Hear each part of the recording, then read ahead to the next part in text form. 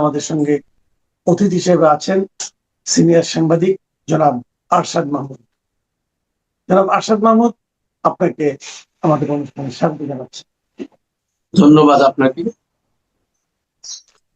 আরশাদ ভাই, আলোচনা যদিও আমাদের দেশের নয়, বাট এই যে ইরানের সঙ্গে যে যুক্তরাষ্ট্র এবং ইসরায়েলের যে যুদ্ধ, এটা কিন্তু আমাদের দেশকেও প্রভাবিত করছে এবং আমাদের দেশের মানুষকেও কিন্তু নানাভাবে প্রভাবিত করছে। এবং তাদের মধ্যে এখন আলোচনা পত্রপত্রিকা খুললেই দেখা যাচ্ছে প্রধান হলো ইরানের সঙ্গে যুদ্ধ। এবং এই যুদ্ধ কতদিন টিকবে? এই যুদ্ধের কেন এই যুদ্ধ অপরিহার্য ছিল? আদৌ কি ছিল? এবং প্রথম দিনেই এতগুলি স্কুলের প্রায় 165 জন বাচ্চা বাচ্চা শিশু তারা মারা গেল, তাদের উপর বোমা ফেললো।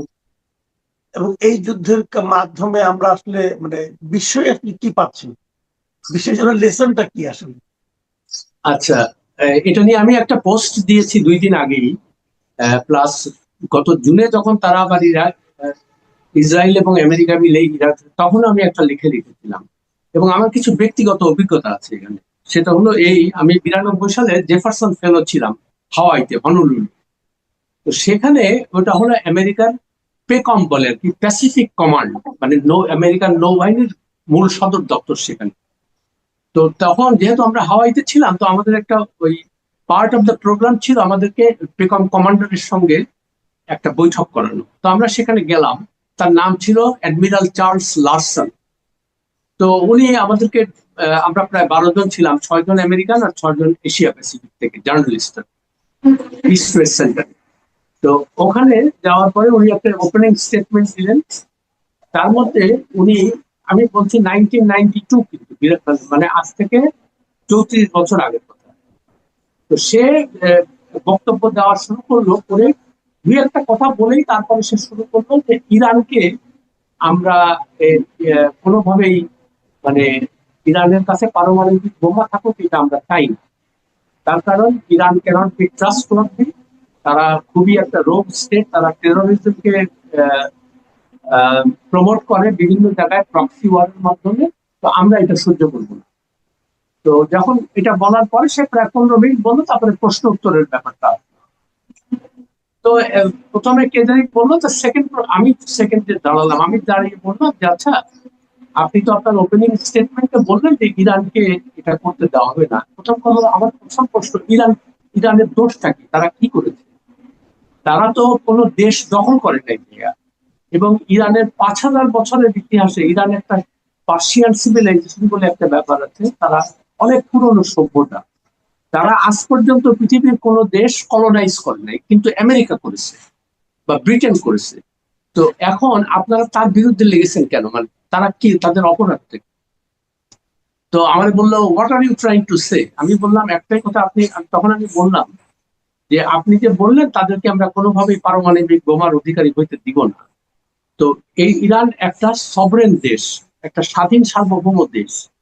সে যদি মনে করে যে তার নিজের নিরাপত্তার স্বার্থে এটা তাদের দরকার, হ্যাঁ, তাহলে আপনিও তো আমেরিকা, মানে অ্যাটমিক বম্ব করছেন, তারপরে অন্যান্যরা করছে, এবং বহুলভাবে প্রচারিত ইসরায়েলও সেটা আছে। তাহলে এইরকম একটা শত্রু পরিবেষ্টিত বিভিন্ন দেশের মধ্যে আরব গালফ স্টেট গুলো তাদের শত্রু। তো তাদের তো নিজের রক্ষার্থেই এটা তাদের করা উচিত, আমি বললাম। তো তখন সে বলল যে দে ক্যানট বি ট্রাস্টেড, হ্যাঁ, মানে তাদের বিশ্বাস করা যায় না, তারা এটা যে অপব্যবহার করবে। তা আমি বললাম যে পৃথিবীর একমাত্র দেশ যাদের নিউক্লিয়ার বম্ব নিয়ে বিশ্বাস করা যায় না, সেটা হলো আমেরিকা। তার কারণ আমেরিকাই পৃথিবীর একমাত্র দেশ যারা নিউক্লিয়ার বম্ব ব্যবহার করে মানে প্রায় 2 লক্ষ লোক মারছে জাপানের হিরোশিমা আর নাগাসাকি। তো পৃথিবীতে যদি কোনো দেশকে অবিশ্বাস করতে হয় সেটা হলো আমেরিকা। তো তখন সে তারপরেও সে বলল যে আই গেট ইউর পয়েন্ট, কিন্তু আমরা ইরানকে এটা আমরা করতে দিব না। এটা হলো we have resolved that they should not have the bomb. আমি চিন্তা করলাম যে এটা তো, তখন আমি বললাম যে ওকে, আই গট ইউর পয়েন্ট। এখন ইরানের পরে তার রাগ কেন? ইরান, এটা শুরু হয়েছে 1953 সাল থেকে। ইরানে তখন মানে ওই যে আগের যে ছিল এটাতে মোহাম্মদ মোসাদ্দেক বলে তাদের যে প্রাইম মিনিস্টার, সে ডেমোক্রেটিক্যালি ইলেক্টেড হয়ে সে প্রথম ক্ষমতায় আসলো। ক্ষমতায় এসে সে যে কাজটা করলো, অ্যাংলো পার্সিয়ান অয়েল কোম্পানি, মানে যেটা ব্রিটিশ আমেরিকানরা মানে কোম্পানির মালিক, তো সে তখন বললো যে যেহেতু একটা সফরেন স্টেট, এটাকে আমরা ন্যাশনাল জাতীয়করণ, তোমাদের মালিকানা থাকবে। এটা তো স্বাভাবিকভাবে যা হয়, তারা ভীষণভাবে খেপে গেল যে না এটা। তো মোসাদ্দেক বললো যে না, this is a mandate from the people, এবং জনগণ এটা চেয়েছে এবং আমি এটা করি। তখন করলো কি, এরা নানান ভাবে সিআইএ দিয়ে তারা এটা মোসাদ্দেকের বিরুদ্ধে নানান রকমের কর্মতৎপরতা শুরু করলো। এবং আলটিমেটলি 1953-তে কার্মিট রুজভেল্ট বলে এক সিআইএ মানে স্টেশন সে ছিল, সে হলো আমেরিকার প্রেসিডেন্ট ছিল টেডি রুজভেল্ট, থিওডোর রুজভেল্ট, তার নাতি, ছেলের ছেলে। তো সে প্রথমে দুই একবার ওই ব্রিটিশরা মিলে ওদের চেষ্টা করছে একে সরানোর, পরে নাই। পরে যখন মানে অ্যাডমিনিস্ট্রেশন চেঞ্জ হয়েছে, I think Harry Truman or something, তখন তাকে তারা কনভিন্স করছে যে একে যদি আমরা সাহায্য না করি তাহলে আমাদের মানে তেল আমাদেরকে বিপদে ফেলবে। তো তখন সব বলছে যে ঠিক আছে। তখন তারা একটা কু করলো, মানে লোকজনকে দিয়া কু করে, ইরানের লোকজনকে পয়সা করি দিয়া কু করে অভ্যুত্থান করে তাকে সরালো, সেখানে সরিয়ে তাকে জেলে দিল। আচ্ছা, জেলে দিল, এবং লোকটার কিন্তু পরে সে যে খুব খারাপ অবস্থার মধ্যে তার মৃত্যু হয়। এবং তখন তারা আমেরিকানরা করলো কি, এই যে রেজা পাহলভি, যে পরে যে ইরানের শাসক হয়েছিল, তাকে, ওদের লোক আর কি, তাকে তারা ক্ষমতায় বসাইলো যোগ করে।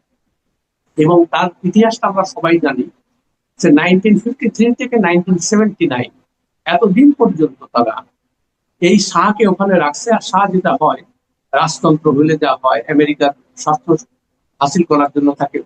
তো সে সমস্ত অপকর্মগুলো মানুষজন খেপে গেল, বিপ্লব এটা সেটা।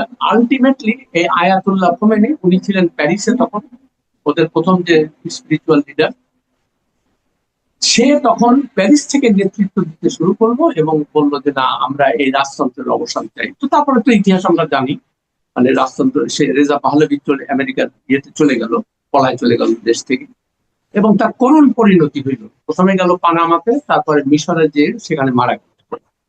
তার ছেলেকে, সে ভার্জিনিয়া, আমি যেখানে থাকতাম ভার্জিনিয়াতে, ওই একই এলাকায় সে থাকতো। অবশ্যই এটা অনেক পশ জায়গা। এখন যে আর কি রেজা পাহলভি জুনিয়র, তার 65 বছর বয়স এখন, সে দীর্ঘদিন থেকে আমেরিকানরা চেষ্টা করতেছে যে এই রেজিমকে তারা সরাবে, সরিয়ে ওকে বসাবে, ওদের ওর বাপ ছেলেকে বসাবে। এখন যেহেতু আরেকটা জিনিস ইন্টারেস্টিং লক্ষ্য করেন, তারা এইবার যে যুদ্ধটা আমেরিকা শুরু করলো বা ইসরায়েলকে দিয়ে শুরু করে, এটার একমাত্র উদ্দেশ্য হলো যে সেখানে তাদের তেল সম্পদ দখল করা, যে ভেনিজুয়েলাতে যা করেছে সেইগুলা করা। এবং তাদের কথা হলো যে আমি হইলাম মোড়ল, তুমি আমাকে সালাম দাও না কেন। তো ইরানিদের কথা হলো যে দেখেন, আমরা তো একটা স্বাধীন দেশ, আমাদের তো একটা স্বাধীনভাবে বসবাস করার স্বাধীন সিদ্ধান্ত, আর দেশের জন্য কি মঙ্গল, এটা তো আমরা, আমাদের তো অধিকার আছে এই কথা। তারপরে তারা ইরানকে যে নিউক্লিয়ার ইয়ে ডিল বম বানাইতে দিবে না।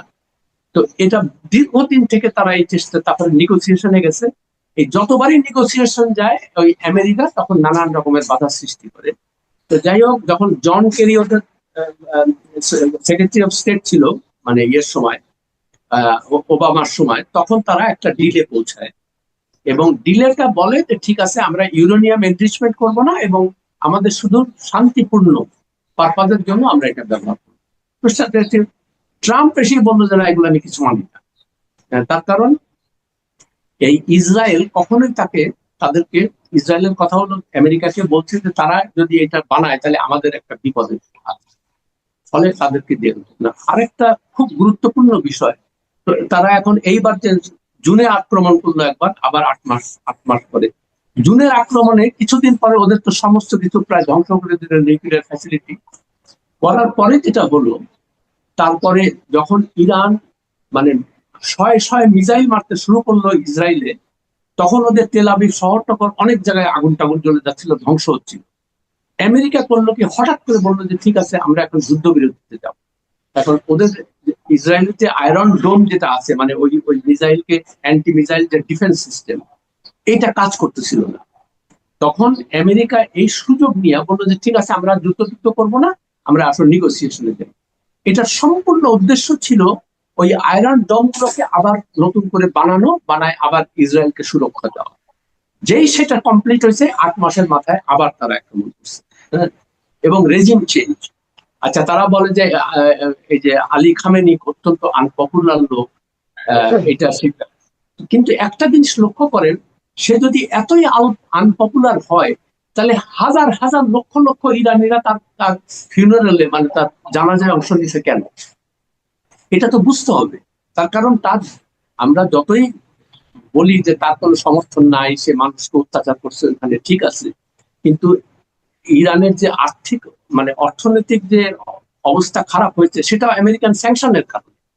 গত 40 বছর থেকে তারা স্যাংশনের মধ্যে আছে, তারা তো কোনো কিছু করতে পারে না, এবং ইচ্ছা করে এটা করছে, ক্রিপল করে দেওয়ার জন্য চেষ্টা। আশা করি আমি বুঝাইতে পারছি ব্যাপারটা। ক্লিয়ার হয়েছে। কিন্তু এখন একটা ব্যাপার হলো যে এটার জন্য তো আমাদের উপর এখন কিছু প্রভাব পড়বে। এখান থেকে এখন আমাদের দিক থেকে কি করণীয়?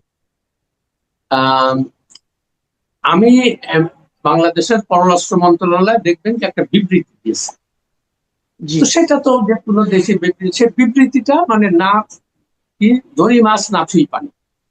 এখন আমাদের এটা বাস্তবতা হলো যে আমাদের প্রায় 20 লক্ষ লোক মিডল ইস্টে কাজ করে বিভিন্ন দেশে, সৌদি আরব কিন্তু সবচেয়ে বেশি। স্বাভাবিকভাবে যে কোনো সরকার ক্ষমতায় থাকলে তারা চেষ্টা করবে যে আমরা এমন কিছু বলবো না বা করবো না যাতে করে ওই গালফ স্টেটের মানে রাজারা আমাদের উপরে নাকচ হয় এবং আমাদের লোকজনকে বের করে দেয়। সেটা বুঝতে পারি। কিন্তু আমি যদি নিজেকে স্বাধীন রাষ্ট্র হিসেবে বলি, তাহলে তো আমাকে এটা তো বলতে হবে যে একটা বিদেশি শক্তি এসে একটা সভরেন কান্ট্রির যে হেড অফ দ্য স্টেট যে তাকে মেরে ফেলতেছে, এটা কেমন? এটা তো অগ্রহণযোগ্য। আমরা তো দুই দিকেই যাওয়া, কিন্তু দেখেন সেখানে ইসরায়েল আর আমেরিকার কোনো নামই নেই। তো সেটা আমি বুঝতে, আর এদের কাছ থেকে আমি সেটা আশাও করি না। তার কারণ যেটা বললাম যে আমাদের কতগুলো কম্পালশন আছে। কম্পালশন, আমাদের সবচেয়ে বড় যে কম্পালশনটা, সেটা হলো আমাদের শ্রমিক বা যারা ওখানে কাজকর্ম করে তাদেরকে রক্ষা করা। বিকজ আপনারা জানেন যে আমাদের রেমিটেন্স যোদ্ধা আর কি, তারা প্রায় 22 থেকে 24 বিলিয়ন ডলার আমাদের ইনকাম করে। আমাদের ফরেন এক্সচেঞ্জ রিজার্ভের বিরাট অবদান তাদের আছে। তো এইগুলা বুঝতে পারি। আর দ্বিতীয় যে শকটা হবে সেটা হলো যে তেলের দাম বাড়বে, গ্যাসের দাম বাড়বে। এটা অবভিয়াস। তার কারণ কাতার কিন্তু মানে largest supplier of natural gas, আমরা সেখান থেকে কিনি। তো কাতার অলরেডি তাদের টার্মিনাল, ওই মানে গ্যাস টার্মিনাল তারা বন্ধ করে দিয়েছে। তারপরে হরমুজ প্রণালীতে যেখান থেকে তেলের জাহাজগুলো হয়, সেটাও ইরান বলছে যে এখানে কোনো জাহাজ ঢুকলে, ফলে এখন পুরা ঘুরে আসতে হবে, মানে কেপ অফ উত্তম আশা অন্তরিক ঘুরে তারপরে আসতে হবে, যার ফলে জাহাজ ভাড়া বাড়বে। জাহাজ ভাড়া বাড়লে তো জাহাজ কোম্পানি তো আর এগুলো দিবে না, জাহাজ কোম্পানি কনজিউমার যারা, তাদের উপরে এটা স্বাভাবিকভাবে আমাদেরকে বুঝে দিতে হবে যে তেলের দাম বাড়বে এবং আমাদের ইকোনমিতে একটা প্রভাব পড়তে বাধ্য। তো সেটা এখন সরকার কিভাবে ট্যাকেল করবে সেটা আমি আমার ধারণা যে তারা এটা নিয়ে চিন্তা ভাবনা করছে এবং কিছু কিছু একটা করবে আর কি। I don't know. আচ্ছা, এখন আমরা একটু আমাদের জাতীয় রাজনীতিতে আসি। একটা দুটো বিষয় লক্ষ্য করেন।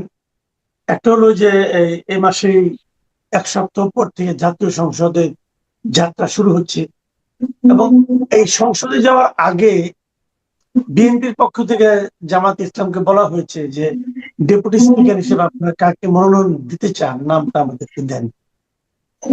জামাত বলেছে জুলাই যে সনদ আছে সেটার বাস্তবায়ন না হলে তারা কাউকে নাম দিবে না, এবং ওটার বাস্তবায়নের মাধ্যমেই কেবলমাত্র নাম দেওয়া সম্ভব। এদিকে দেখলাম যে বিরোধী দলের যে চিফ হুইপ যাকে নিয়োগ করা হয়েছে নাহিদ ইসলাম, তিনি হুঙ্কার দিচ্ছেন যে জাতীয় সংসদের প্রথম অধিবেশনে প্রেসিডেন্টকে ইমপিচ করতে হবে এবং প্রেসিডেন্ট কেন ভাষণ দিবে। এই যে বিষয়গুলো, এখন আপনি যদি জুলাই সনদ বাস্তবায়ন করেন, তো বাস্তবায়ন করতে গেলে সংবিধান সংস্কার পরিষদ যেটা, তার সদস্য হিসেবে তো বিএনপি শপথ নেয় নাই, তাহলে কিভাবে বাস্তবায়ন করবেন? আর হ্যাঁ, বাস্তবায়ন। জি, জি বলেন। তো আমার প্রথম কথা হলো, আমি লিগ্যাল এক্সপার্ট না, তবে সাধারণ সাংবাদিকের চোখ দিয়ে যেগুলো দেখি বা বুঝি, আহ, এই জুলাই সনদ যে বিএনপি স্বাক্ষর করবে না, এটা আমরা আগে থেকেই জানতাম। তারা যদিও তখন ঐকমত্য কমিশনের ব্যাপারে কয়েকটা জায়গায়, কিন্তু অনেক জায়গায় ডিসেন্ট দিয়েছে, এবং তারা একটা জিনিস জানতো যে এইটা যদি বাস্তবায়ন হয় তাহলে উচ্চ কক্ষে এই বিরোধী দলের অনেক উম, মানে সদস্য উচ্চ কক্ষে চলে যাবে, এবং যাওয়ার ফলে যেটা হবে, তারা কোনো বিল ঠিক মতো পাশ করতে পারবে না। হ্যাঁ, তো স্বাভাবিকভাবে তাদের তো গভর্নেন্সের সমস্যা হবে তখন। তো সেই জন্য তারা এগুলো, তারা যে কোনো ইয়ে করে মানে রাগের বশবর্তী হয়ে করছে তা না, এটা তাদের নিজের স্বার্থেই তারা এটা করেছে বা করবে। এখন আমার একটাই যেটা মনে হয়, যে সত্যিকার অর্থে মানে বিরোধী দল বা সরকারি দল, তারা যদি দেশের সত্যিকার অর্থে দেশের সামগ্রিক কল্যাণ চায় বা সাধারণ মানুষের কল্যাণ চায়, উদ্দেশ্য যদি, নিয়ত যদি ভালো থাকে যে না, আমরা দেশের মানুষের কল্যাণ করব, এবং আমরা কোনো একটা সমঝোতার ভিত্তিতে এমন ভাবে একটা কিছু করব যাতে করে মানে এই ধরনের লিগাল ইস্যুগুলো আমাদের বড় বাধা সৃষ্টি না হয়, এটা তারা করতে পারে। এবং জামাত আমি দেখলাম এ পর্যন্ত তারা বেশ পজিটিভ কথাবার্তাই বলেছে আর কি, যে আমরা সমর্থন করব, আমরা সংসদে যাব। এখন নাহিদ ইসলামের ব্যাপারটা আমি কিন্তু খুব একটা গুরুত্ব দেই না, বিকজ তারা জামাতের কান্দে ভর না দিলে তাদের কোনো অস্তিত্বই থাকতো না। এবার তারা যে হারে লুটপাট করছে এই এনসিপি, এদের কিন্তু অস্তিত্বই থাকতো না। শুধু জামাতের কান্দে ভর দিয়া তারা ওই 6টা সিট পেয়েছে। তো যাই হোক, এখন তাদের নিয়ে আমার তেমন কোনো চিন্তা ভাবনা নাই বা আমার কোনো মাথা ব্যথা নাই, তারা কোনো ফ্যাক্টর না সত্যি কথা বলতে গিয়ে। তারা ওই ওই কি বলে, ওই রাজনীতি যে বক্তব্য দেবে, তারপরে নিউজ পেপার বা টেলিভিশনের সামনে বলবে, বাট এইটা আলটিমেটলি খুব ইফেক্টিভ হবে। ইফেক্টিভটা হবে কিসের জন্য? জামাতের কারণে, বিকজ তাদের একটা বড় দল মানে ইয়ে আছে, মানে সংখ্যা কি বলে, রিপ্রেজেন্টেশন আসে আসে পার্লামেন্ট, এটা তো অস্বীকার করার উপায় নেই। এখন জামাতের আমির যে বারবার করে বলতেছে যে দেশের স্বার্থে আমরা অনেক কিছু মেনে নিই, তো ভালো কথা, আমরা সেটাই তো দেখতে চাই। আমরা সাধারণ মানুষ কি চাই? যে আপনারা পার্লামেন্টে মারামারি করেন না, আপনি আমাদেরকে কৃষকের যে আহ, সারের দাম কমাবেন, তারপরে রাস্তাঘাট যেন ভালোভাবে চলে, শ্রমিকের যেন ন্যায্য বেতন পায়, শ্রমিককে যেন রাস্তায় নেমে আবার গুলি খাইতে না হয়, এই জিনিসগুলো আপনারা এনশিওর করেন। আর যার যাতায়াত ব্যবস্থার ভয়ানক খারাপ অবস্থা, সেগুলো আপনারা ঠিক করেন। মানে বেসিক যে জিনিসগুলো মানুষ চাচ্ছে, তার জন্য তারা চিন্তা করছে, হাসিনা তো করেই নাই, তারপরে এই মোহাম্মদ ইউনূসের সরকার এসে খালি নিজেরাই বাটপাড়ি করছে আর নিজেদের স্বার্থ রক্ষা করছে, আর কিচ্ছু করে নাই। এখানে আর একটু বলে দেখি, দেখেন কি আশ্চর্য ব্যাপার, সে মানে ইলেকশন হয়েছে 12 তারিখে, সে 10 তারিখে নিজের জন্য সুরক্ষা নিছে, ভিভিআইপি তাকে ইয়ে দিতে হবে। ভাই, আপনি যদি এত পপুলার লোকই হন, এত ভালো মানুষ হন, তা আপনার কাছে ভয় কি আছে? আপনি তো বলবেন দেশের জনগণ আমাকে রক্ষা করবে। তো এই যে মানে সরকারি সুযোগ সুবিধা নিতে নিতে এদের লোভ এই পর্যায়ে গেছে, যে আমাকে এখন, আমি তো রাজা রাজা ছিলাম, অতএব আমার আমার পিছনে এখন পেয়াদা থাকতে হবে, গাড়ি থাকতে হবে, স্কট থাকতে হবে, নাহলে আমি কিসের দাম হইল। তো এই যে মানুষ এগুলা বুঝে গেছে, বুঝলেন? তো যাই হোক, আবার তার একজন দেখলাম বলছে যে এটা তো আগেও ছিল। আরে ভাই, তত্ত্বাবধায়ক সরকারের প্রধান আর ইন্টারিম গভর্নমেন্টের প্রধান কি এক জিনিস? না, আগে ওটা তো কিন্তু অন্যরকম ছিল। আসাদ ভাই, আমি আপনাকে একটু স্মরণ করিয়ে দেই। আগে যেটা ছিল সেটা ছিল 3 মাসের জন্য, এবং হ্যাঁ, 3 মাসের জন্য সেখানে ছিল 4 জন লোকের জন্য ছিল। একজন হলো প্রেসিডেন্ট, প্রধানমন্ত্রী, তত্ত্বাবধায়ক সরকারের প্রধান উপদেষ্টা, এবং তত্ত্বাবধায়ক সরকারের দায়িত্ব নেওয়ার পরবর্তী 3 মাসের জন্য বিরোধী দলের নেতা। এই আচ্ছা 4 জনের জন্য প্রত্যেকের জন্য মেয়াদ ছিল 3 মাসের জন্য। আর আচ্ছা, উনি সেটাকে করেছেন কেবল এক ওনার বছর অংশ থেকে বাড়িয়ে করেছেন 1 বছর। উনি কিন্তু অন্যদেরটা পারেন নাই, অন্যদেরটা 3 মাসই আছে, ওনার জন্য লাগবে 1 বছর। না, মানে এই লোকটা যে কি লেভেলের মানে মানে স্বার্থপর, মানে নিজের ব্যক্তি স্বার্থ ছাড়া তার কাছে কোনো কিছু ইম্পর্টেন্ট ছিল না। সেটা আমরা আমরা আপনার অনুষ্ঠানে বহুবার বলেছি, আমি লিখেছি বহুবার, প্রমাণ দিয়ে দিয়ে যে কিভাবে ব্যক্তি স্বার্থ হাসিল করেছে। এগুলো আর বলতে চাই না, আপনার দর্শকরা বোর হয়ে যাবে। তো আমার একটাই কথা, যে আপনি যে এই সম্মান নিয়ে আসছিলেন, আমরা সবাই আপনার পক্ষে ছিলাম, তারপরে আপনার বিরুদ্ধে এত মানুষ চলে গেল কেন? আপনি খালি সোশ্যাল মিডিয়াটা খুলবেন আর দেখবেন যে কিভাবে তাকে লোকে গালাগালি করে, এবং এটা তার নিজের, সবকিছু তার নিজের সৃষ্টি করা। হ্যাঁ, মানে এখন কি বলবো, আর দুঃখের জাতির দুর্ভাগ্য, আমাদের দুর্ভাগ্য, অথচ যে সুযোগটা তিনি পেয়েছিলেন, তিনি সারা জীবন ইতিহাসে অমর হয়ে থাকতেন। হ্যাঁ, যে ভালো কাজ। আচ্ছা, আমরা শেষ করবো। শেষ করবো, আমি একটু একটা জিনিস জানতে চাচ্ছি যে এই সরকার দায়িত্ব নিয়েছে তো প্রায় 20 দিন তো হয়ে গেল, আপনি কেমন দেখছেন 20 দিনে আপনার মানে আচ্ছা, মোটের না আমি খুব কনফিউজ আর কি। কনফিউজ যেমন দুটো জিনিস খুব দেখলাম, যে তারা যে ইশতেহারে বলেছিল যে ফ্যামিলি কার্ড চালু করবে, সেটা তারা করতে যাচ্ছে, 10 তারিখ থেকে শুরু হবে। আর কৃষকদের 10,000 টাকা পর্যন্ত কৃষি ঋণ, এগুলো কিন্তু মেজর ডিসিশন, এবং তারা যে শুধু কথার কথা বলে নাই, তারা যে বাস্তব এটা করতে যাচ্ছে, এটাও তারা ইয়ে করে। তারপরে 25% মহিলাদের, তারপরে প্রতিবন্ধীদের জন্য আর বয়স্কদের জন্য যে ভাড়া কমাবে, এটাও একটা খুবই মানে জনকল্যাণমূলক সিদ্ধান্ত এগুলো। কিন্তু তারপরেও দেখেন কিছু কিছু জায়গায় এমনই সব ব্যাপার হচ্ছে যেগুলো আমি খুবই কনফিউজ দেখি। যেমন এই যে খুনের আশা, মানে খুনের সঙ্গে সম্পৃক্ত অভিযোগ আছে, তাদেরকে উনি মন্ত্রী বলেন। তো আপনি, আপনার উদ্দেশ্য যদি দেশ থেকে দুর্নীতি নির্মূল করা এবং আইনের শাসন প্রতিষ্ঠা করা, আইনের শাসন প্রতিষ্ঠা করার অর্থটা কি? যে আইন যেন কেউ প্রভাবিত না, আপনি যতই ক্ষমতাবান হন না, যেই হন, আপনি যদি অপরাধ করেন তাহলে আপনি আইনের আওতায় আনবেন, আপনি শাস্তি পাবেন। তো এখন আপনি যে এই খুনের মামলায় অভিযুক্তদের আপনি যে মন্ত্রী বানাইলেন, এখন আইনটা কিভাবে হবে? মানে পুলিশ কি তাই এই লোকদের পিছনে আর কোনো কেস আগায় নিয়ে যাবে? তাদের কি ধরবে? তো অসম্ভব। আর একটা জিনিস আমার ভালো লাগলো, যে উনি যে গাড়িতে ফ্ল্যাগ নিচ্ছেন না কিংবা কিছু। আহ, আর একটা কথা বলি, এখন দেখলাম যে অনেকে বলছে যে ওনার সিকিউরিটির ব্যাপারটা আরো যে চিন্তা করার দরকার। আমি মনে করি যে হাজার সিকিউরিটি দিলেও, হাজার সিকিউরিটির ব্যবস্থা করলেও, যদি কারো কপালে এটা থাকে, যখন দেখেন প্রেসিডেন্ট কেনেডি মারা গেছে গুলিতে, কেমন রেগানকে গুলি করছিল, তারপরে এইখানে বাংলাদেশের অবস্থা দেখেন, এই যে এত ইয়েটির মধ্যেও তারা তো তাদেরকে তো রদ করতে পারে না। হম, তো সেই জন্য আপনি যত জনসম্পৃক্ততা বাড়াবেন, জনগণই হবে আপনার মূল নিরাপত্তার মূল ব্যক্তিগণ। তো এই জিনিসটা আপনাকে বুঝতে হবে। আর 2 নাম্বার কথা হলো, এই যে মন্ত্রীদের দেখতেছি বা প্রতিমন্ত্রীদের, ওই বিভিন্ন যে শহর টহরে যাচ্ছে, ওই ফ্ল্যাগালা গাড়ি উড়াইতেছে, মানে দেখো আমি ক্ষমতাবান। তো আমি তারেক রহমান সাহেবকে অনুরোধ করবো যে আপনি ইমিডিয়েটলি এই জিনিসগুলা বন্ধ করেন।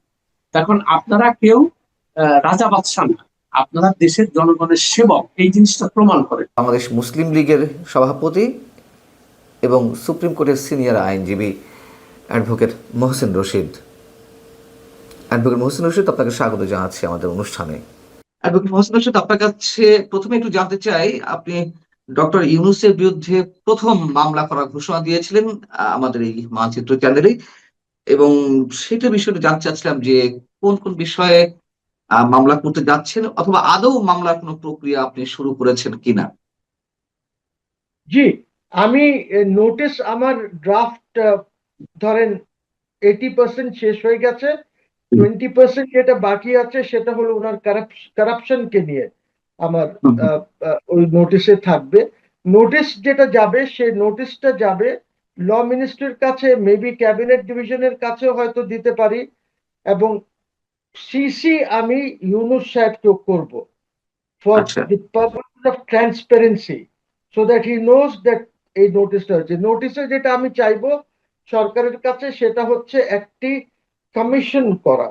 ওই কমিশন করে এই পুরাটা ইনকোয়ারি করা যে উনি কিভাবে সংবিধান ভায়োলেট করেছেন, কোন কোন ক্ষেত্রে ভায়োলেট করেছেন, এবং উনি আদৌ প্রাইম মিনিস্টারের রোলে ছিলেন কিনা, যেহেতু সংবিধানে ওত নিয়েছেন। এবং 106-এ এইটা বলা নাই যে উনি প্রধানমন্ত্রীর জায়গায় কাজ করবেন, ইল বি ডিম টু বি প্রাইম মিনিস্টার। এই জিনিসটা আগে বলা ছিল, কেয়ারটেকার গভর্নমেন্টের চিফ অ্যাডভাইজারের সময় এটা বলা ছিল। এখন কিন্তু এটা নাই, যে 106-এ যেটা দেওয়া হয়েছে। সো এই জিনিসগুলি আসবে, দ্যাট উনি হেড অফ গভর্নমেন্ট কিভাবে ছিলেন। উনি এট বেস্ট, আমার নোটিশে বলা আছে, আপনি এট বেস্ট হয়তো অ্যাডভাইস করবেন প্রেসিডেন্টকে, কিন্তু আপনি তো প্রেসিডেন্টের সাথে দেখাই করেন নাই, জাস্ট 3টা ওকেশনে দেখা করেছেন।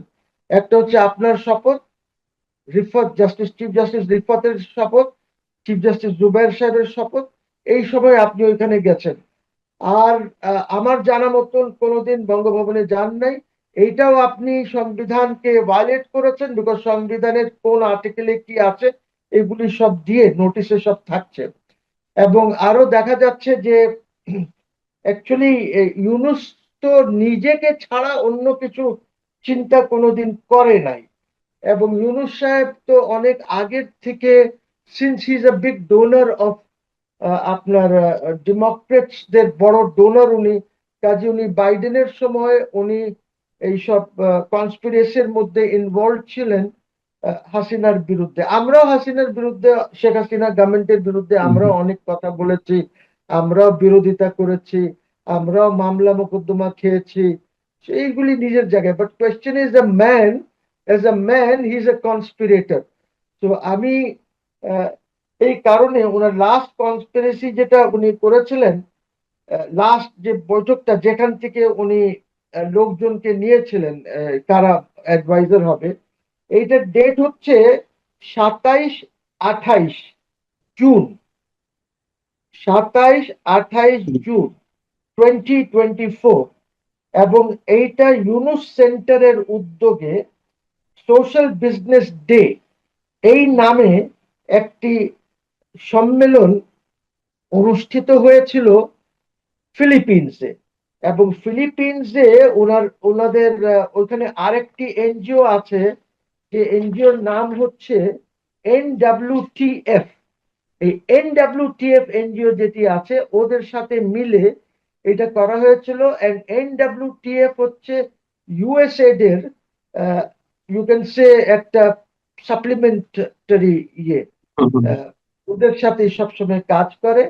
আর এইটার মধ্যে আপনার এই সোশ্যাল বিজনেস ডেতে USAID ইনভলভ ছিল, ইউনুস সেন্টার ইনভলভ ছিল, এবং আপনার কি বলে আহ, আহ, এই টোটাল অ্যাকচুয়ালি যে ইউনুস সাহেবের ইসে ছিল কনস্পিরেসি, এটার মধ্যে ওই রিপাবলিকান পার্টির যে ইনস্টিটিউট আছে এইখানে IRA নাকি নাম, তারা ইনভলভ ছিল, NDI ইনভলভ ছিল, ওই যে ডেমোক্রেটিক পার্টির যেটা আছে তারা ইনভলভ ছিল, ফাইন্যান্সিং করেছে। আর এই সোশ্যাল বিজনেসের যেটা হয়েছিল, এইখানে ম্যানিলায় উপস্থিত ছিলেন doctor Yunus, Asif Nazrul, Shahidul Alam, Lamia Lamia Morshed, Farida Akhter, North South বিশ্ববিদ্যালয়ের বর্তমান ভিসি আব্দুল হান্নান, আরো অনেকেই ছিলেন। আপনি জানেন যে এগুলি সবাই কিন্তু ওনার ক্যাবিনেটে, এরা সবাই গুরুত্বপূর্ণ পজিশনে ছিল। আর এই যে জিনিসটা আছে, এই জিনিসটা হয়তো জনগণ জানে না, এইটা জনগণকে আমি এই নোটিশের মাধ্যমে গভর্নমেন্টকেও জানাবো, ওনাকেও জানাবো। নিডলেস টু সে যে আমরা we are not trying to focus যে হাসিনাকে কেন সরানো হলো, নো, ওই গভর্নমেন্টের ব্যাপারে কিছু না। এটা হলো জাস্ট টু শো যে ব্যক্তিটি, ইউনুস ব্যক্তিটি কেমন, কিভাবে সে কনস্পিরেসি করে। জুনের পরেই জুলাই আন্দোলন শুরু হয়েছে, জুলাই আন্দোলনের পরে কিন্তু ইয়ে হয়েছে। এবং ওই যে ভিসি সাহেব যিনি ছিলেন, আপনি জানেন যে এদিকে আন্দোলন কমে গেছিল, তারপরে ওই রামপুরা টামপুরার দিকে ব্র্যাক ইউনিভার্সিটি, ছেলে পেলে, নর্থ সাউথ এইগুলি মিলে ওই জায়গায় একটা বড় আন্দোলন হয়েছিল। এবং ওই ভিসি সাহেবও এটার মধ্যে যুক্ত ছিলেন। মেবি উনিও হি ফ্যান্ড দিস এন্টায়ার ডিসরাপশন যেটা হয়েছিল তখন, বা আন্দোলন, বিকজ ওনাকে অ্যাওয়ার্ড করা হয়েছে। ওনার নাম হচ্ছে I think Abdul Hannan is now the chairman of গ্রামীণ ব্যাংক। ঠিক আছে। এবং এই জন্যই উনি গ্রামীণ ব্যাংকে যেসব সুবিধা দিয়েছেন, উনি কিভাবে শেয়ার হোল্ডিং গভর্নমেন্টের কমিয়ে দিয়েছেন। সংবিধান লঙ্ঘনের বিষয়টি আছে, মানে এরকম কতগুলো বিষয়ে আপনি নোটিশ করছেন গভর্নমেন্টকে? আছে সংবিধান লঙ্ঘন তো অনেকগুলি আর্টিকেলস আছে যেগুলি লঙ্ঘন করেছে। যেমনটি আমি বলি, উনি উনি যখন এক ব্যক্তি রাষ্ট্রপতি বা প্রধানমন্ত্রী বা মন্ত্রী হয়, তখন সংবিধান বলছে যে আপনি সব জায়গার থেকে সরে আসবেন। কাজে you have to resign from all your positions. আপনি ব্যবসা হোক, এই হোক, সে হোক, সব ছেড়ে দিতে হবে। এটা শুধু আমাদের জন্য না, এটা পৃথিবীতে সবখানে। ইফ ইউ রিমেম্বার, ট্রাম্প যখন প্রথমবারে এসেছে, সে তার সব ব্যবসা বাণিজ্য ছেলেদেরকে দিয়ে ওইখান থেকে একদম বেরিয়ে এসেছে। তারপরে আর ট্রাম্প ওই ব্যবসা বাণিজ্যের মধ্যে ঢুকে নাই। তো point is that you have to come out of it. কিন্তু উনি যেটা করেছেন, উনি এই যত ওনার ব্যবসা বাণিজ্য আছে, এসেনশিয়ালি হি মেনটেইনড আ লিঙ্ক থ্রু লামিয়া মোরশেদ। যেহেতু লামিয়া মোরশেদ ইউনুস সেন্টারে কাজ করেন এবং ওনার সব ব্যবসাগুলি ট্রাস্ট করে ব্যবসাগুলি করছেন, এবং উনি হলেন ট্রাস্টি বোর্ডের চেয়ারম্যান ইন অলমোস্ট অল ব্যবসা উনি চেয়ারম্যান। তো উনি লিঙ্ক, আমি এই লিঙ্কটা বলতে চাচ্ছি যে এই লিঙ্কটা হচ্ছে থ্রু লামিয়া মোরশেদ, যে ইউনুস সেন্টারের হেড ছিল, part of this Yunus centre conspiracy যেটা ছিল। তো ওইখান থেকে উনি ওনার সব ব্যবসাগুলিও চালিয়ে গেছেন উনি। Otherwise, there was no necessity for Lamia Morshed to be there, to be in that position. Because Lamia Morshed's husband, আমরা জানি এলএনজি টেলএনজির ব্যবসা ট্যাবসা ওইখানে দেওয়া হয়েছে। নোটিস করার পরে আমি আশঙ্কা করছি যে গভর্নমেন্ট কোনো কমিশন হয়তো করবে না, এটা আমার আশঙ্কা। গভর্নমেন্ট যদি কোনো কমিশন না করে, তাহলে আমি কোর্টে যাব। যেরকমটি এই একটি হয়েছে, ওই যে জুলাই সনদ নিয়ে যেটা হয়েছে, রিট হয়েছে না, ওরকম একটি রিট পিটিশন করব। সেখানে আমি ডাইরেকশন ঠিক করব যেন এই কমিশনটা কোর্ট ওদেরকে আদেশ দেয়, ডাইরেকশন দেয় যে এই কমিশনটি আপনি করেন। এটা জনগণের জন্য, জাতির জন্য, দেশের জন্য খুবই গুরুত্বপূর্ণ। বিকজ সবাইকে জানা দরকার যে কোথায় কিভাবে হয়েছে। কিন্তু এর পরে আজকে একটি গভর্নমেন্ট আছে, এই গভর্নমেন্টের বিরুদ্ধে আবার যেন উনি গিয়ে কোনো কনস্পিরেসি না করেন, কোনো ঠিক নাই তো। ওনার ভাল লাগলো না, উনি আবার গিয়ে কনস্পিরেসি করলেন। এই জন্য এটা খুবই প্রয়োজন যে একটা ডাইরেকশন কোর্ট দেয়। যদি কোর্ট ডাইরেকশন না দেয়, আমার কথা হচ্ছে আমি অ্যাপেলেট ডিভিশনে যাব, সেখানেও যদি আমি কিছু না পাই, ইটস ওকে। বাট আমি জনগণের সামনে, 18 কোটি লোকের সামনে এই ফ্যাক্টস গুলি নিয়ে আসতে চাই। বিকজ কোনো না কোনো সময় history will write about this, যে হোয়াট হ্যাপেন্ড।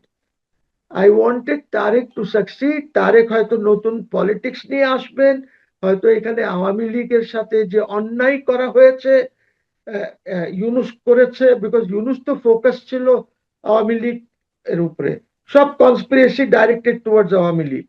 তো ওইটা হয়তো অ্যাজ এ ডেমোক্রেট আমি আশা করেছি, আর এখনো করছি, যে হয়তো তারেক রহমান আওয়ামী লীগের উপরে যে ধরনের নিষেধাজ্ঞা আছে, এইগুলি উনি হয়তো তুলে নেবেন। এটা তুলে নিলে হয়তো সবাই মিলে, আওয়ামী লীগ তো এই দেশেরই, আওয়ামী লীগের তো অনেক সাপোর্ট আছে এই দেশে, হয়তো আওয়ামী লীগ, বিএনপি সব মিলে, আমাদের তো দেখেন কি কাজ, আমরা তো আর মন্ত্রী হতে চাই না, প্রধানমন্ত্রী হতে চাই না। আমরা চাই যেন আমরা খেয়ে টেয়ে বেঁচে থাকতে পারি, এবং আমাদের জুডিশিয়ারি ভালো করে যেন কাজ করতে পারে, জুডিশিয়ার থেকে যেন লোকজন ইনসাফ পায়। মামলা প্রক্রিয়ার মধ্য দিয়ে একটা জিনিস বেরিয়ে এসেছে, মানে যেটা আমি অনুধাবন করতে পারছি, কেঁচো খুঁড়তে গিয়ে সাপ বেরিয়ে আসছে।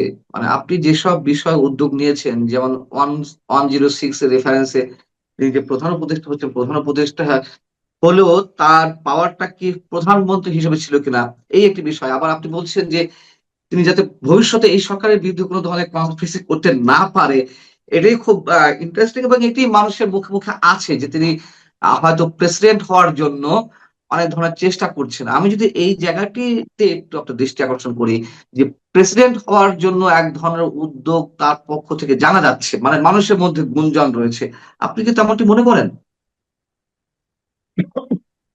যদি এরকম কিছু করা হয়, তাহলে এই সরকার ভুল করবে। বিকজ উনি তখন বঙ্গভবনে বসে ওইখানে কনস্পিরেসি করবে। উনি basically he is A conspirator. উনি বিভিন্ন সময় বিভিন্ন জায়গায় বসে কনস্পিরেসি করেন। ওনার কিন্তু কোনো এরকম ইমেজ নাই। এই যে আমরা যে বলি, এটা দেখেন, বাংলাদেশে ঠিক আছে একটি নোবেল পিসের একটা লোক আছে, এই জন্য আমাদের আকাঙ্ক্ষা ইজ ডিফারেন্ট, আমাদের শ্রদ্ধা ওনার প্রতি ইজ ডিফারেন্ট। কিন্তু ওই শ্রদ্ধাটা উনি রাখেন নাই, রাখতে পারেন না, এবং আন্তর্জাতিক ভাবে ওনার এরকম কোনো শ্রদ্ধা নাই। যদি ওনার এরকম থাকতো, তাহলে কিন্তু এই 18 মাসে বাংলাদেশ অনেক কিছু করতে পারতো, অনেক এগিয়ে যেতে পারতো। এই আইএমএফ প্রোগ্রামটা হয়তো শেষ হয়ে যেত, বা আইএমএফ প্রোগ্রামের যে টাকা পাওয়ার কথা আছে ওইগুলি আমরা পেয়ে যেতাম হয়তো, কিন্তু সেটা নাই। উনি খুশি উনার ব্যাপারে দেশবাসী, আমরা তো এত কিছু জানি না আন্তর্জাতিকভাবে, একটা ইলিউশন আছে, ইলিউশন। সেই ইলুশন কেটে গেছে, মানে উনি যদি প্রধান উপদেষ্টা না না হতেন এখন না এই কেটে গেছে, ইলুশনটা কিন্তু ছেড়ে যেত। আমি যখন জি। প্রথম দিন থেকে কথা বলতেছিলাম হ্যাঁ, হ্যাঁ। তখন তো আমি অনেক গালি খেয়েছি। আমি জি, তো ডে ওয়ান থেকে বলেছি, আমি তো এই জন্য 106 এনেছি। 106 শেষ পর্যন্ত রাখতে পারি নাই। কেন রাখতে পারি নাই, কেন আমি সব কোর্টে হেরেছি? Because of that illusion, because of that illusion. Attorney general অফিসে ওরা কি যে মনে করে he is a prophet. No, I am sorry, he is a human being who only works for himself, নিজের জন্য কাজ করে, বুঝতে হবে। উনি আর কারোর জন্য কাজ করে না। এত লোকজন কোয়েশ্চেন করছে যে ওই মহিলাটা কোথায়, যে 50% নোবেলের মালিক, আপনি তো 100% হয়ে ঘুরতেছেন, ওই কোথায়? আমরা কি জানি না আপনার লন্ডনে কোন পিআর ফার্ম আপনার এই লেকচার্স গুলি, আপনি যে ইউনিভার্সিটিতে গিয়ে লেকচার দেন বা অন্য জায়গায় লেকচার দেন, এটা কে অ্যারেঞ্জ করে? আমরা জানি না আপনার ফিস কি আছে? 7,000, 10,000, 12,000 ডলারে আপনি লেকচার্স দেন। তো উই নো দিস, হ্যাঁ, কিন্তু জনগণ তো এই এত কিছু জানে না। এটা তো আমরা জানি, পড়াশোনা করি, দেখি, খুঁজে বের করি কোথায় কি আছে, সবার ব্যাপারে জানি। তো এই একটি কারণে বিষয় আমার আমরা জি দৃষ্টি আকর্ষণ করছি, সেটা হচ্ছে যে তিনি ক্ষমতা ছাড়া আগে ২-৩ দিন আগে তিনি একটি গেজেট পাস করিয়ে নিলেন সরকারের পক্ষ থেকে তিনি নিজেকে ভিভিআইপি ঘোষণা করিয়ে নিলেন, যার জন্য ১ বছর তিনি এসএসএফ এর নিরাপত্তার মধ্যে থাকবেন। ভিভিআইপি প্রোটোকল তিনি মেনটেন করবেন, মানে তাকে মেনটেন করতে হবে। এটি অনেকে বলছেন যেটি তিনি সংবিধান লঙ্ঘন করেছেন এবং এটি কোনো অবস্থাতেই তিনি ১ বছরের জন্য এই ধরনের সুবিধা নিতে পারেন না। এ বিষয়ে আপনার কোনো ওপিনিয়ন? দেখেন, এটা টোটালি অনৈতিক, টোটালি অনৈতিক। এটা ওনার যদি প্রয়োজন ছিল, ওনার তো ভালো রিলেশনশিপ আছে উইথ দিস গভর্নমেন্ট। তারেক সাহেবের সাথেও ওনার ভালো রিলেশনশিপ আছে। তো উনি এই গভর্নমেন্টকে রিকোয়েস্ট করতেন, কিন্তু উনি সবকিছু, আমি বললাম না, হি is a self seeking person, সবকিছু উনি নিজে করতে চান, নিজের জন্য নিজেই করে ফেলবেন। উনি এই জন্য এটা করেছেন। অথচ ওনার এটার তো কোনো প্রয়োজনই নাই এসএসএফ এর। উনি পুলিশ পাবেন, উনি পুলিশ এসকর্ট পেতে পারেন, বাসায় পুলিশ থাকবে, বাট এসএসএফ বা প্রেসিডেন্ট গার্ড তো উনার লাগবে না। এখন উনি যেটা করেছেন ভিভিআইপি স্ট্যাটাস দিয়ে, তার অর্থ হচ্ছে যে উনি প্রেসিডেন্ট গার্ডও পাবেন, এসএসএফ ও পাবেন, উনি সবকিছু পাবেন। এটা তো প্রয়োজন ছিল না উনার। এইটাই তো বলি, এই জিনিসগুলি প্রমাণ করে যে লোকটি কেমন। আপনি কিন্তু জানেন 12 তিনি তারিখে ইলেকশন আছে। এর জি, আগের রিটায়ার্ড প্রাইম মিনিস্টার অথবা রিটায়ার্ড চিফ অ্যাডভাইজার তারা কি এসএসএ পেতেন না ৩ মাসের জন্য, নাকি নো নো তারাও no police no no no পেতেন? No SSF, police. আচ্ছা, ইভেন আচ্ছা, রাষ্ট্রপতি আচ্ছা। পুলিশ। উনি এক ও, নম্বর ব্যক্তি হলেন পুলিশ, বাসায় একজন দুইজন গার্ড থাকে, এবং উনি যেখানে যান ওইখানে উনি গাড়ি আনাতে পারেন বঙ্গভবন থেকে, যে গাড়িগুলি ইয়ে আছে এগুলি করতে পারেন। কিন্তু উনি পুলিশ পাবেন, নট এসএসএফ, নট। এগুলি উনি করিয়ে নিয়েছেন, এগুলি করিয়ে নিয়েছেন উনি, বিকজ ওই একটা আইন আছে, ওই আইন দ্বারা উনি নিজেকে ডিক্লেয়ার করে দিয়েছেন as VVIP. Number one. Number two, দেখেন না, উনি তো সবখানে বাংলাদেশকে ফাঁসিয়ে দিয়েছেন। আপনি দেখেন, এই যে 72 ঘন্টা আগে, ইলেকশনের 72 ঘন্টা আগে আপনি আমেরিকার সাথে কিভাবে ট্রিটি করলেন, যেখানে আপনি বাংলাদেশের সভরেন্টি বিক্রি করে দিয়েছেন। ভাই, he is an American agent, he is. President Donald ট্রাম্পের মাথা খারাপ করে দিয়েছে। নেতানিয়াহু কোথায় আছেন আমরা জানি না। তিনি কি অসুস্থ, আহত, নাকি তিনিও ইমাম আলী খামেনির মতো ইন্তেকাল করেছেন বা জাহান্নামে গিয়েছেন আমরা জানি না। পুরো মধ্যপ্রাচ্যের রাজনীতি থরথর করে কাঁপছে। আকাশে আগুনের হলকা, কোন জায়গাতে কখন কিভাবে যে ইরানের মিসাইল আঘাত হানে বলা যাচ্ছে না। ইরান যেভাবে আক্রমণ করছে, অবস্থা দৃষ্টে মনে হচ্ছে যে তারা নিজেদের যে রাগ এবং ক্রোধ এটার সর্বোচ্চ তারা এই যুদ্ধের ময়দানে দেখাচ্ছে। গত 50 বছরের অবিরত প্রস্তুতি, গত 50 বছরের ক্রোধ, রাগ, এবং তারা যে প্রক্সি গ্রুপগুলো তৈরি করে রেখেছে মিডল ইস্টে, এখন তাদের সকলের জন্য জীবন মরণ সমস্যা। ইরান যদি না থাকে হিজবুল্লাহ থাকবে না, ইরান যদি না থাকে হুতি থাকবে না, ইরান যদি না থাকে তাহলে হামাস থাকবে না। এর বাইরে অন্তত আরও ছোট বড় ইরাক, লেবানন, সিরিয়া, ইয়ামেন, ফিলিস্তিন, মিশর, জর্ডান, কুয়েত, এমনকি সৌদি আরবিয়াতে 100টার উপরে প্রক্সি সংগঠন আছে, সশস্ত্র প্রক্সি সংগঠন আছে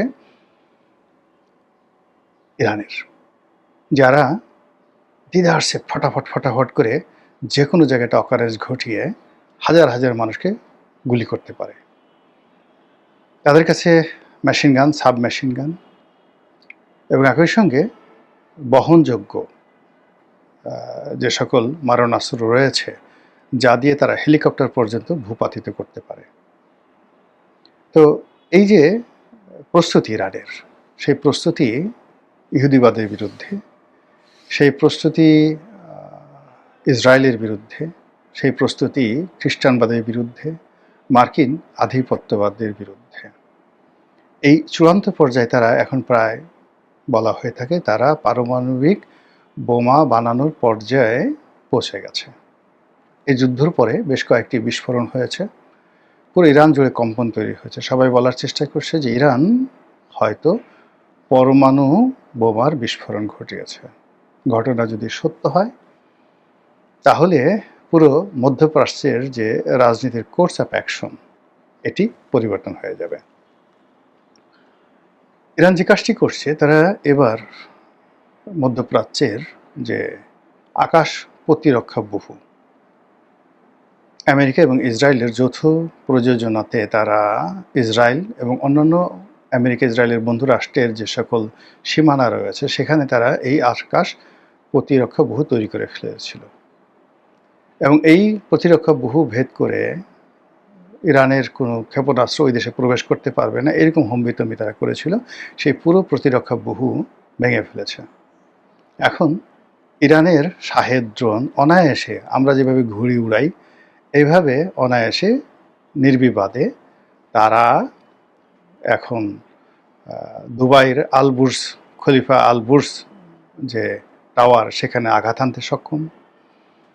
তারা রিয়াদের হোটেল রিস কার্লটনে আঘাত হেনেছে, তারা সৌদি আরামকো তেল কোম্পানিতে আঘাত হেনেছে। এইভাবে আমেরিকার 17টি যে বেজ আছে ইরানকে কেন্দ্র করে সব কিছু তছনছ করে দিয়েছে। এবং তাদের যে আক্রমণ, আমেরিকা এবং ইসরায়েল যে আক্রমণ, সেটা তারা যেভাবে ইরানের উপর বাড়িয়েছে একই গতিতে ইরানও বাড়িয়ে দিয়েছে। মধ্য থেকে ইরান যে কাজটি করেছে, তাদের কৌশলগত যে পোতাশ্রয় রয়েছে হরমুজ প্রণালী, এটা বন্ধ করে দেওয়ার কারণে পুরো তেলের বাজার, সারা পৃথিবীতে পেট্রোলিয়ামের বাজার মানে লাগামহীন হয়ে গেছে। এবং এই যুদ্ধ যদি 1 মাস চলে, হরমুজ প্রণালী যদি মাত্র 1 মাস বন্ধ থাকে, আপনি নির্ঘাত ধরে নেন তেলের মূল্য এখন যা আছে বাংলাদেশে বা পৃথিবীতে, এটা 3 গুণ হয়ে যাবে, জাস্ট 3 টাইমস। শুধু তাই নয়, অন্যান্য যে সকল কেমিক্যাল রয়েছে, পেট্রোলিয়াম বাই প্রোডাক্ট রয়েছে, মানে পেট্রোলিয়াম থেকে যেগুলো তৈরি হয়, যেমন পিভিসি, প্লাস্টিকের যে রেজিনগুলো তৈরি হয়, এলএনজি তৈরি হয়। তো এই যে এলএনজি, তারপর শেষে ফার্নেস অয়েল তৈরি হয়, এই জিনিসগুলো হাহাকার লেগে যাবে সারা দুনিয়াতে। সারা দুনিয়াতে মোবিলের ঘাটতি পড়ে যাবে, মোবিল পাওয়া যাবে না। তো এরকম একটি অবস্থায় আমেরিকা কি করবে? আমেরিকা ইতিমধ্যে যে ক্ষয়ক্ষতি হয়েছে, গত 50 বছরও আমেরিকা সেটা উপার্জন করতে পারেনি। এই কদিনের যুদ্ধে তারা সর্বশক্তি, তাদের যে দাপট, মানে আব্রাহাম লিঙ্কন নামে তাদের যে একটা পারমাণু চালিত যুদ্ধজাহাজ ছিল, এটা আঘাত হেনেছে ইরান, এবং এটা এমনভাবে ক্ষতিগ্রস্ত হয়েছে যে এটি আর সমুদ্রে ভাসিয়ে রাখা যাচ্ছে না। এটি এখন সেখান থেকে ভূমধ্যসাগর থেকে সরিয়ে নিরাপদ জায়গায় আনা হচ্ছে মেরামতের জন্য। তাদের অন্যান্য যে যুদ্ধ জাহাজগুলো সেগুলো কাজ করছে না ঠিক মতো। বিরাট আর একটি যুদ্ধজাহাজ মানে সেটার পুরো টয়লেট সিস্টেমটা নষ্ট হয়ে গেছে। এখন যারা সেখানে প্রায় 8,000-এর মতো সৈন্য আছে, সেই 8,000 সৈন্য মানে ঘন্টার পর ঘন্টা দাঁড়িয়ে থাকে টয়লেট করার জন্য।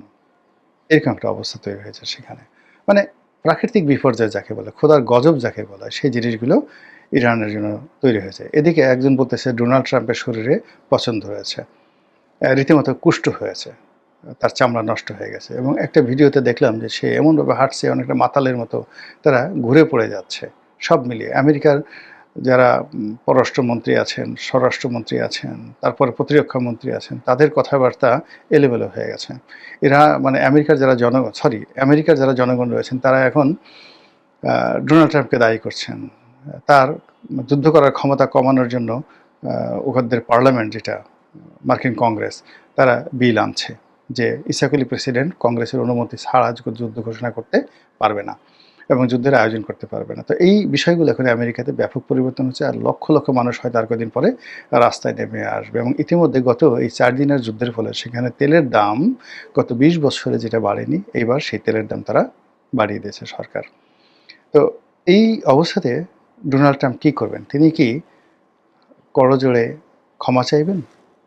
তিনি কি এই যুদ্ধে ইরানের কাছে আত্মসমর্পণ করবেন? ইরানের যে ক্ষয়ক্ষতি হয়েছে সেটার ক্ষতিপূরণ দেবেন? কিংবা মধ্যপ্রাচ্যে যে সকল দেশ এখন আমেরিকাকে ছেড়ে গেছে, তারা বলছে যে তোমরা নিজেদেরকে রক্ষা করতে পারছো না, আমাদেরকে কিভাবে রক্ষা করবা? আমাদের যে সুখ স্বপ্ন, আমাদের ক্যাবারে ডিস্কো, আমাদের সেই বড় বড় যে বিত্তবিলাস, পেট্রো ডলার দিয়ে আমরা যেগুলো তুলেছি, সারা পৃথিবীর ধনীদেরকে নিয়ে আমরা যে একটা পাপের শহর তৈরি করেছি, যেখানে উন্মুক্ত যৌনতা থেকে শুরু করে সমস্ত অপকর্ম আমরা যেখানে প্রকাশ্যে করি সমুদ্রের তীরে বসে বসে, সেই বালাখানা ইরান ধ্বংস করে দিচ্ছে। এখন ইরানের এই শাহেদ ড্রোন মনে হচ্ছে আজরাইলের ড্রোন। আমরা যে পৃথিবীতে অপকর্ম করেছি আমেরিকানদের কবলে পড়ে, সেই অপকর্মের শাস্তি আমরা পাচ্ছি। আর তোমাদের সাথে নাই, আমরা এখন ইরানের সাথে আছি। এইভাবে অনেকে রণভঙ্গ দেওয়ার চেষ্টা করছে। আবার এই যুদ্ধের ফলে যদি ইরান জিতে যায়, তাহলে মধ্যপ্রাচ্যের দেশগুলো ইরানের আনুগত্য করবে, অথবা তারাও এইভাবে পরমাণু যুদ্ধ শুরু করবে এবং একই সঙ্গে নিজেদের সামরিক ভান্ডার তারা শক্তিশালী করার চেষ্টা করবে। পুরো মধ্যপ্রাচ্য শেষ এই যুদ্ধের ফলে। আর অন্যদিকে ডোনাল্ড ট্রাম্প, মানে সে যদি এই যুদ্ধে পরাজিত হয়, তাকে ক্ষমতা হারাতে হবে, নেতানিয়াহুকে ফাঁসিতে চলতে হবে। কাজেই তারাও কিন্তু মরণ কামড় দেবে। এবং এটি ইতিমধ্যে তারা বলে ফেলেছে যে তারা সেখানে স্থল অভিযান চালাবে, যেভাবে ইরাকে তারা শূন্য সমাবেশ ঘটিয়েছিল। আপনাদের মনে আছে যে তখন প্রায় 4.5 লাখ রিপাবলিকান গার্ড ছিল, দুধর্ষ রিপাবলিকান গার্ড।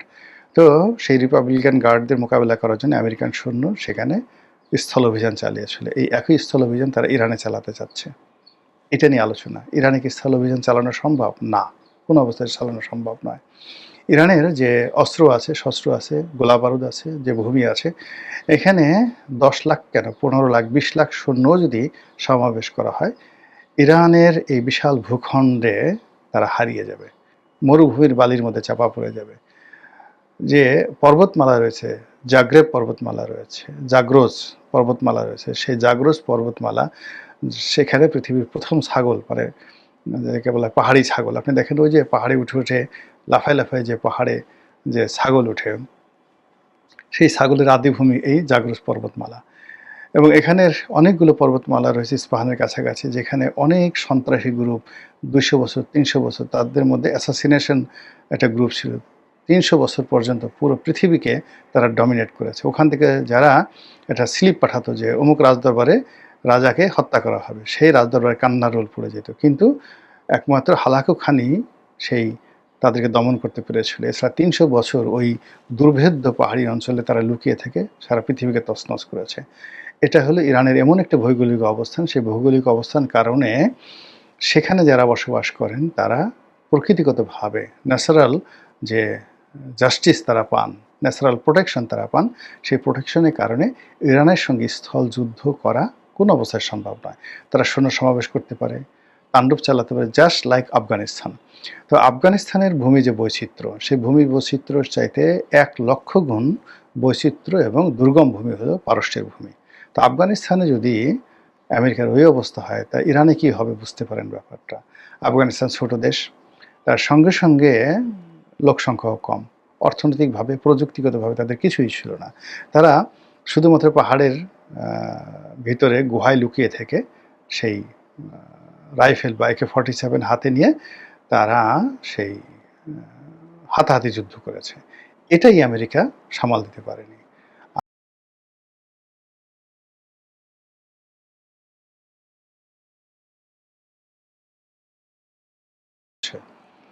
মধুচন্দ্রিমা, তো এই সময়টিতে যারা জনগণ তারা তাদের যে দৈনন্দিন কষ্টগুলো রয়েছে, অভাব অভিযোগগুলো রয়েছে, এগুলো সব দাঁতে দাঁত চেপে তারা ধৈর্য ধারণ করার চেষ্টা করছে। এর কারণ হলো যে নতুন একটি সরকার এসে তাদের কাছে কি আর এমন আশা করা যায়।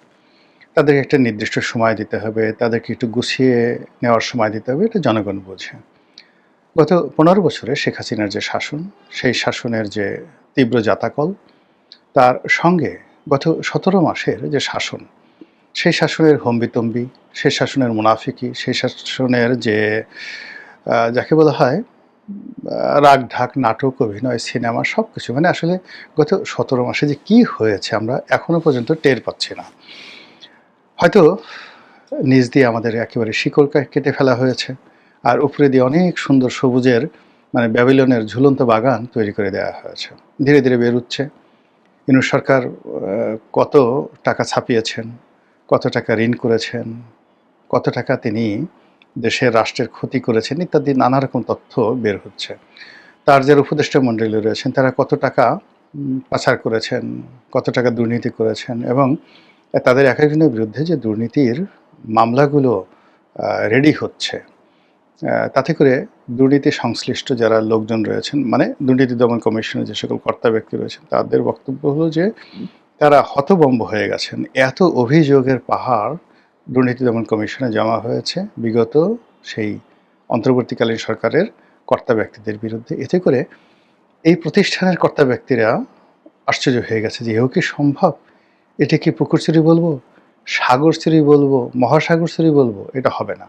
সম্ভবত দুর্নীতির আকাশ চুরি হয়েছে, মহাকাশ চুরি হয়ে গেছে গত 17 মাসে। এরকম কথাবার্তা যখন চলছে, ঠিক সেই সময়ে বর্তমান সরকারের এক ঝাঁক মন্ত্রী তারা যে সকল কর্মকাণ্ড শুরু করেছেন, এটা কি হাস্যকর, নাকি এটি দেখে আপনি আবেগে কেঁদে দিবেন, আবেগে আপনার কান্না চলে আসবে? আপনি কি খুশিতে গড়াগড়ি দিবেন, নাকি মনের আনন্দে জড়িয়ে ধরে সেই মন্ত্রী মহোদয়দেরকে চুম্বন করবেন? বিশাল একটি মন্ত্রী পাড়া গঠিত হয়েছে এবং সকল ধর্মের, সকল মতের, সকল পথের, ধনী দরিদ্র, শিক্ষিত অশিক্ষিত, তারপর বিভিন্ন শ্রেণী পেশার মানুষ, কালা ধলা, সাদা বুড়া, যুবক যুবতী সব মিলে, মানে জনাব তারেক রহমান সাহেব তিনি এবার মন্ত্রী পরিষদ গঠনে এতটা উদার হয়েছেন, এতটা গণতান্ত্রিক হয়েছেন, কোনো শ্রেণী পেশার লোক সাধারণত বাদ যায় নাই। হয়তো আপনি সরাসরি বলতে পারবেন না যে এখানে তৃতীয় লিঙ্গের কে আছে, কিন্তু তৃতীয় লিঙ্গ শুধুমাত্র যদি আপনি লিঙ্গ দিয়ে বিচার করেন তাহলে হয়তো তৃতীয় লিঙ্গ আপনি কাউকে কাউকে বলতে পারেন, কিন্তু তৃতীয় লিঙ্গ যদি আপনি কোনো অভ্যাসকে চিন্তা করেন, কোনো চরিত্রকে চিন্তা করেন, কোনো বৈশিষ্ট্য চিন্তা করেন, তাহলে দেখতে পাবেন যে হতাশ হবেন না। যদি আপনি অভ্যাস, বিভিন্ন অভ্যাস, কেউ হয়তো প্রেম করতে ভালোবাসে, কেউ একটু পেঁয়াজ খেতে পছন্দ করে, কেউ হয়তো পেঁয়াজের সাথে বাদাম খেতে পছন্দ করে, কেউ হয়তো ঢুলতে পছন্দ করে, কেউ হয়তো সঙ্গীত পছন্দ করে, কেউ হয়তো নারী সঙ্গ পছন্দ করে, কেউ হয়তো পুরুষ সঙ্গ পছন্দ করে। মোটামুটি বিশাল একটা আমাদের সমাজে যে ভ্যারিয়েশন, কেউ হয়তো একটু গাঁজা খেতে পছন্দ করে। তো এই যে ভ্যারিয়েশনগুলো, সেই ভ্যারিয়েশনগুলো আপনি দেখতে পারবেন ক্ষমতার কেন্দ্রে। আমি বলছি না যে মন্ত্রিপরিষদে, আমি বলছি ক্ষমতার কেন্দ্রে। যাদের ক্ষমতা আছে এই মুহূর্তে, সেই ক্ষমতার মধ্যে আপনি সব শ্রেণী পেশার মানুষকে আপনি দেখতে পাবেন এত চমৎকারভাবে, যেটা অতীতে কখনো হয়নি। তো যেটা বলছিলাম, মন্ত্রী মহোদয়দেরকে নিয়ে তার দ্বারা বিশাল সংখ্যায় অভিষিক্ত হয়েছেন এবং তাদের মধ্যে কেউ কেউ দেখলাম যে মন্ত্রী হওয়ার পরে মানে ওই ঠিক আপনি দেখবেন যে অনেক সময় মোরগ বা মুরগি মানে ওদের যখন একটা ভাবসাব আসে, মানে একটু প্রেম করতে চায়, ক্ষমতা দেখাতে চায়, প্রভাব দেখাতে চায়, পাখা দুটো একটু উঁচু করে সে ধীরে ধীরে হাঁটে।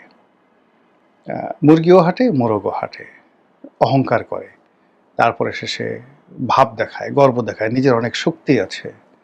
এরকম দেখবেন যে মন্ত্রীদের মধ্যে অনেক লোক তারা ভাবসাব দেখানোর চেষ্টা করছেন। তারা আগে যেভাবে হাঁটতেন ওইভাবে হাঁটছেন না, এখন একটু চ্যাগাইয়া ব্যাগাইয়া হাঁটছেন। আমাদের বরিশালের ভাষায় বলি চ্যাগাইয়া ব্যাগাইয়া হাঁটে। চ্যাগাই ব্যাগাই হলো কি, আপনি যদি ইচ্ছা করে দুটো পা একটু বেশি ফাঁক রেখে আপনি নর্মালি হাঁটেন হলো, ধরুন দুই পায়ের মধ্যে আপনি 8 ইঞ্চি, আপনার যে হাঁটুর মধ্যে 8 ইঞ্চি বা 6 ইঞ্চি জায়গা আপনি আলাদা রেখে তারপর আপনি হাঁটেন। কিন্তু এখন আপনি দেখা যাচ্ছে যে 8 ইঞ্চির জায়গায় আপনি 12 ইঞ্চি জায়গা ভাগ করে হাঁটছেন, তখন আপনার হাঁটার মধ্যে যে দৃশ্য ফুটে উঠবে সেটাকে আমরা বরিশালের ভাষায় বলি চ্যাগাইয়া ব্যাগাইয়া হাঁটা। আবার ওই যে মোরগ মুরগির যে পাখা ওঠানো, আপনি নর্মালি করেন কি, হাতটা আর্মিদের মতো কখনো লেফট রাইট করে ঝুলান, কখনো চুপচাপ থাকেন, কখনো অ্যাটেনশন অবস্থায় ঢুকেন, কিন্তু আপনি ইচ্ছে করে দেখা গেল আপনার হাতটিকে 15 ডিগ্রি অ্যাঙ্গেলে দুটো হাত বাঁকা করে, কোনোটি একটু বাঁকা করে, তারপর শেষে ঘাড়টা একটু নুয়ে আপনি হাত দুটোকে ঝুলিয়ে ঝুলিয়ে ওই যে মোরগ বা মুরগি যেভাবে ভাব দেখায় ওইরকম একটা ভাব দেখাইয়া আপনি হাঁটার চেষ্টা করছেন। এই যে মন্ত্রী পরিষদের বেশ কয়েকজন লোকের মধ্যে আপনি দেখবেন যে এরকম একটা ভাবসাব চলে আসছে। অনেকে লাভ হচ্ছেন, তিরিং বিরিং করে লাভ হচ্ছেন, এখানে যাচ্ছেন, যেখানে হেঁটে গেলে হয় সেখানে দৌড়ানোর চেষ্টা করছেন, যেখানে দৌড়াই গেলে হয় সেখানে লাভ দেওয়ার চেষ্টা করছেন, তারপরে শেষে খুব ছুটাছুটি হচ্ছে, প্রচণ্ড ছুটাছুটি, না জানি ফাটাই ফেলবেন, এবং সব জায়গাতে একটা দৌড় প্রতিযোগিতা হচ্ছে। ধরেন মন্ত্রী মহোদয় হাঁটছেন, হাঁটার পরে তার আশেপাশে যারা লোকজন আছেন তাদেরকে তিনি দেখাতে চান যে তিনি খুব জোরে হাঁটতে পারেন। এজন্য তিনি সবাইকে ক্রস করে জোরে জোরে হাঁটার চেষ্টা করছেন এবং সবার আগে থাকার চেষ্টা করছেন। এর ফলে কি হলো, এক ধরনের রং ঢং শুরু হয়ে গেছে। আপনার চলচলের মধ্যে দল বল নিয়ে যাচ্ছেন, মন্ত্রী মহোদয় জোরে জোরে হাঁটছেন, তার পিছে যারা অনুসারী তারা হাসতেছেন আর হাসছেন। আহা, মন্ত্রীর কি প্রাণ শক্তি! এইরকম মন্ত্রীর জন্য তো আমরা অপেক্ষা করছি। শেখ হাসিনার মন্ত্রী সবগুলো ধ্বজভঙ্গ হয়ে গেছিল, হাঁটতে পারতো না, মাজায় কোমরে ব্যথা ছিল, আর সারাদিন চেয়ারে বসে বসে দুর্নীতি করতো আর পার্সেন্টেজ গুনতো। আর এখন এই মন্ত্রী মহোদয়রা কি সুন্দর হাত দুটো একটু বাঁকা করে, পা দুটো ফাঁক করে, চ্যাগাই বেগাই হেঁটে তারপরে শেষে যত জোরে জোরে হাঁটতেছে। এটাই তো দরকার এই মুহূর্তে, গতি না হলে হয়? এই লোকজন দেখছে, আর আমরা যারা বাইরে থেকে সেই দৃশ্য দেখছি যে রাজা চলছে, রাজার পাশে মন্ত্রী চলছে, মন্ত্রীর সাথে তন্ত্রী চলছে, তন্ত্রীর সাথে যন্ত্রী চলছে, যন্ত্রীর সাথে মানাই নেন কিছু একটা চলছে, মানুষ খুব বিনোদন পাচ্ছে।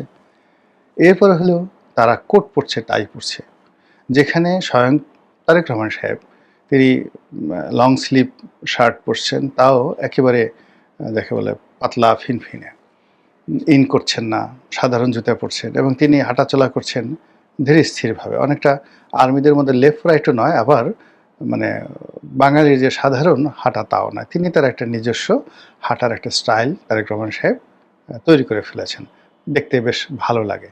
তিনি তার কন্যাকে নিয়ে যে তিনি হেঁটে আসলেন বইমেলা থেকে সচিবালয়, এটা বেশ আকর্ষণীয় ছিল। তো সেই আকর্ষণীয় হাঁটার ক্ষেত্রে তিনি যদি কোটটাই পরে হাঁটতেন, সারা শরীর ঘামিয়ে যেত, মুখ ঘাম হতো, আবার পিছন দিক থেকে একজন লোক টিস্যু নিয়ে দৌড়াতো, স্যার এই টিস্যু দিয়ে মুখটা একটু মুছে নেন, এরকম নানা রকম কাণ্ড হতো। তো সেই কাণ্ড যেন না ঘটে, জন্য তিনি সতর্ক অবস্থায় এরকম ঢিলেঢালা পোশাক পরে তিনি ঘোরাফেরা করছেন। এটা লোকজন খুব পছন্দ করছে। তিনি যে ঘড়িটি পরছেন, খুব সাধারণ মানের একটি ঘড়ি পরছেন, তাও পছন্দ করছে। কিন্তু তার মন্ত্রীরা কি, ও মাই গড, মন্ত্রীরা এমনভাবে চলছেন মনে হচ্ছে যেন ডোনাল্ড ট্রাম্পের আব্বা, ইলেন মাস্কের দাদা। তাদের সবচেয়ে দামি স্যুট লাগবে, টাই পরা লাগবে, টনটনে টাই পরা লাগবে, ইত্যাদি সব কিছু মিলিয়ে তারা যে তিড়িং বিড়িং করে লাফাচ্ছেন, পোশাক আশাক পরছেন, কথাবার্তা বলছেন, রং ঢং করছেন। আপাতত কাজের কাজ কোনো কিছু না হলেও আমরা যারা দীর্ঘদিন যাবৎ ব্যামোতে ভুগছিলাম, মনের ব্যামো, চোখের ব্যামো, তারপরে শেষে আরও অনেক জড়তা ছিল শরীরের মধ্যে, তারা এই মন্ত্রীদের গতি দেখে ভীষণ রকম আনন্দিত। আর সবচেয়ে আনন্দিত হলো তাদের কথাবার্তা শুনে। ইতিমধ্যে বেশ কয়েকজন মন্ত্রী তাদের বচন উন্মুক্ত করেছেন। কারো নাম বলে আমি কাউকে বিব্রত করতে চাই না, সবাই আমার আপনজন, পরিচিত, কেউ ছোট ভাই, কেউ বড় ভাই।